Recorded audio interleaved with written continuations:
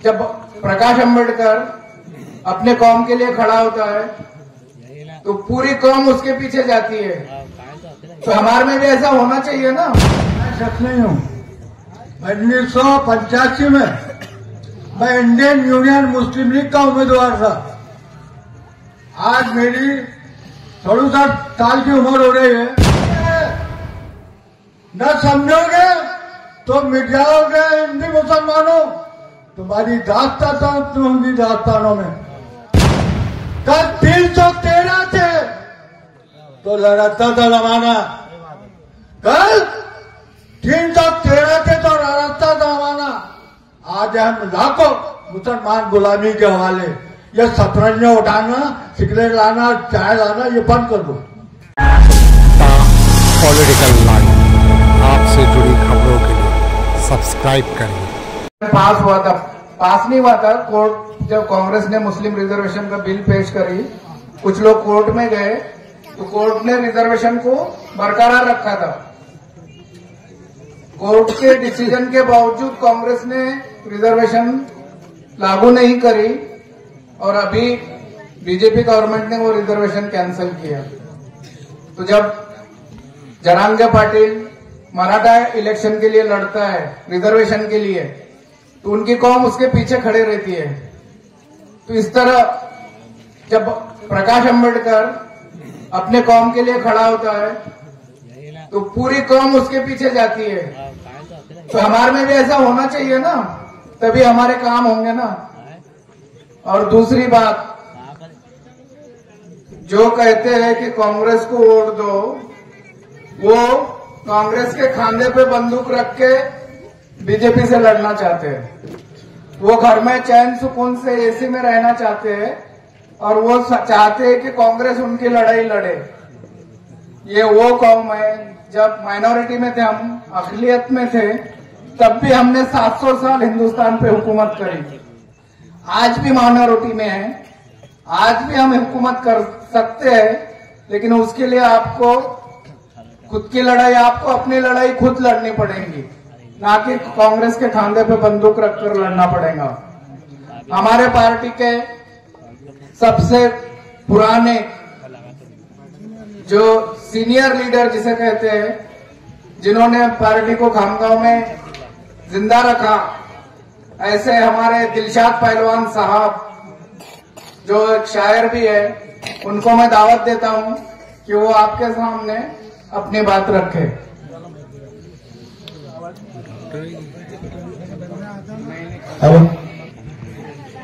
आज के उम्मीदवार शेख रशीद, शेख कालू उर्फ बाबा डेगेला, अजमल खान साहब, डॉक्टर नोहित देशमुख, गब्बर पहलवान और तमाम मेरे भाइयों, मेरे बुजुर्गों, मेरे दोस्तों, आज आपके सामने मैं कोई नया शख्स नहीं हूं। 1985 में मैं इंडियन यूनियन मुस्लिम लीग का उम्मीदवार था।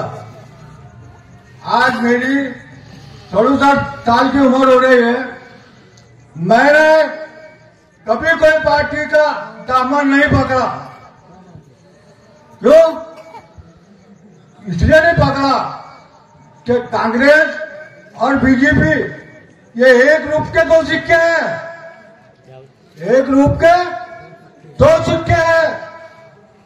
न समझोगे तो मिट जाओगे हिंदी मुसलमानों। तुम्हारी दास्तान होंगी दास्तानों में। मेरे दोस्तों, बहुत कुछ कहना चाहता था मैं, लेकिन हमारे अजमल साहब ने इतना बोल दिया कि मेरे को बोलने की जगह नहीं लगी। मस्तान चौक में मैं पीस कमेटी का मेंबर रहा। बरकत पहलवान मेरे चचा यार, वो वहां 20 साल तक नगर सेवक रहे। हमने आज तक कभी काम का सौदा नहीं किया। बदले हालात मगर हम नहीं बदले, बदले थी रात मगर हम नहीं बदले। वक्त को ही बदल दिया हमने, वक्त के साथ हम नहीं बदले। दोस्तों, आज का ये जलसा मैं वोट हासिल करने के लिए नहीं है, बल्कि मुस्लिम ताकत के लिए ये उम्मीदवार खड़ा है। आज तक हमने गुलामी की है।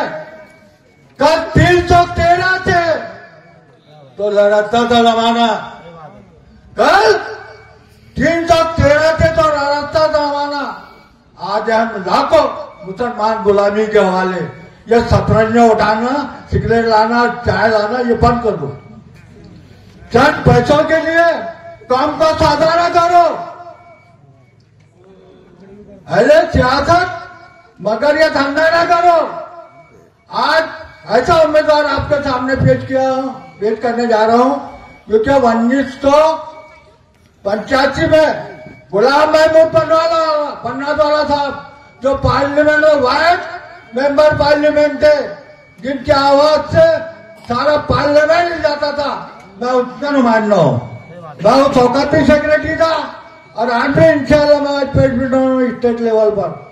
मैं आपको ये कहना चाहता हूं कि आज ने पूछा तो कल पूछेगा, आज ने पूछा तो कल पूछेगा, वक्त सबका मिजाज पूछेगा।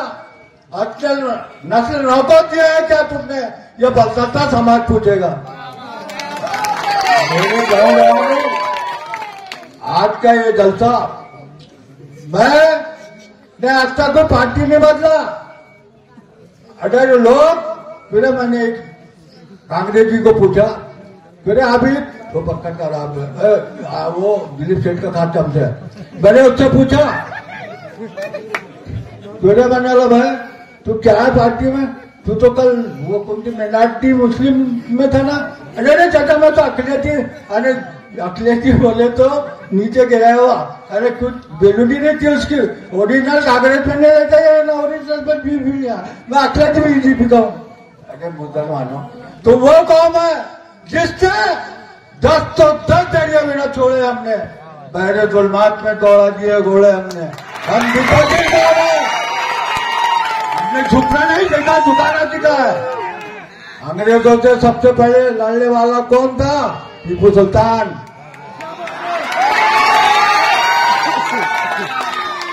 पाकिस्तान के ताकते तबाह करने वाला कौन था? वो शेख अब्दुल हमीद तवलदार था। हमारी कौम को क्या खरीदेंगे, हम खुद खरीदने वाले हो। मुझे हमने उसकी ताकत है कि हम खरीद सकते हैं। ये जो उम्मीदवार है, दो मस्जिद का मुतवल्ली है, ये नमाजी परहेजगार है, ये अपने कौम का हमने ऐसा चुन के खड़ा किया है कि जिसने आज तक करप्शन नहीं किया, कोई पार्टी में नहीं गए। ये इंडियन नेशनल लीग जो है 1994 में इब्राहिम सुलेमान शेख और गुलाम महमूद पन्नावाला साहब ने इंडियन यूनियन मुस्लिम लीग को 1994 में इसको कायम किया है। तो आज वही Indian union and Muslim league आज इंडियन नेशनल लीग बन चुकी है, क्योंकि बहुत से लोग जो है मुस्लिम लीग, अरे मुसलमानों से जैसा ताकतवर कोई नहीं है। मुस्लिम लीग और इंडियन नेशनल लीग ये एक ही है। वो केरल में है, वो आते नहीं इधर। और ये इंडियन नेशनल लीग जो है इसमें मिनिस्टर है, बेंगलोर में इसका हेड ऑफिस है, और नांदेड़ में इसका भारत का प्रेसिडेंट रहता है, अमरावती में इसका वाइस प्रेसिडेंट रहता है। मेरे दोस्तों, अल्लाह ने इतना नवाजा कि खुद खरीद सकता है, बैठने का नहीं है।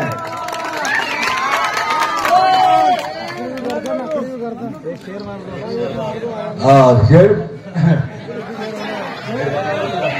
बोलता हूँ।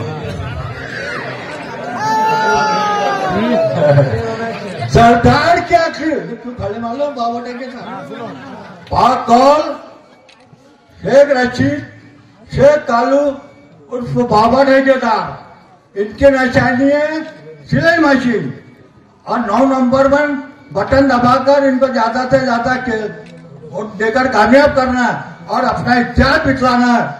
तो मैं ये शेर कह रहा हूँ, बाबा ठेकेदार कहते हैं आपको। सुन लो मेरे दोस्तों, यहाँ बहुत पढ़े लिखे लोग हैं, पीपल गांव राजा में मैं जानता हूँ। तो बाबा ठेकेदार बोलते हैं मैं इतना खड़ा हूँ कि सरकार की करती है अकड़ी हुई गर्दन को जहां मैं सरकार की अकड़ी हुई गर्दन को जहां मैं गरीब की चौखट पे झुकाने को खड़ा हूँ। सौगत ने मजलूम शहीदों की लहू की मैं भटाल संघ से जातिवाद मिटाने को खड़ा हूँ। मुसलमान कभी किसी से डरते नहीं। कितने सालों से रह रहे हिंदुस्तान में मुसलमान, कभी डरते हुए देखे मुसलमान को? जालिम तेरी अदाब से हम डर नहीं गए, जालिम तेरी अदाब से हम डर नहीं गए, जिंदा दिली के साथ ये मर नहीं गए।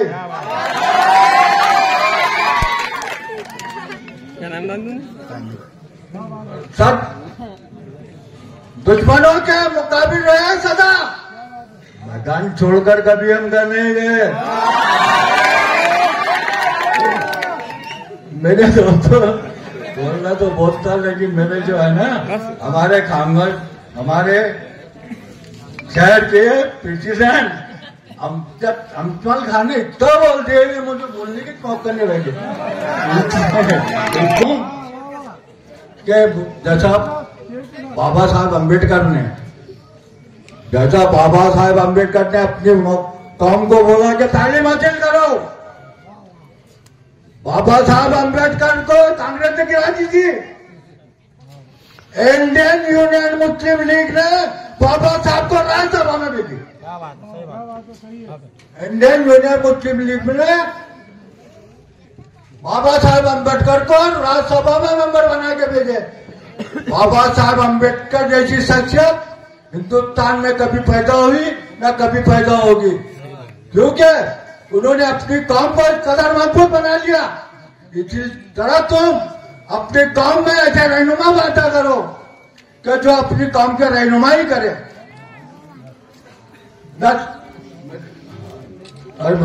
टाइम का इशारा होगा मेरे को, इसलिए मैं